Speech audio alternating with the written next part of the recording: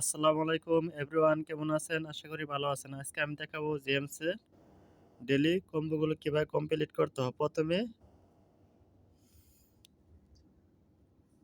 শেয়ারে আসবেন, তারপরে নিচে আসতে থাকবেন। আমার কয়েন ন্যাঙ্কি দেহে হলো না, ওয়াটার গোল্ড এটা ক্লিক করবেন, এটা হয়ে যাবে। তারপরে নিচে আসতে থাকবেন, নিচে আসার পরে এটা এটা ক্লিক করবেন।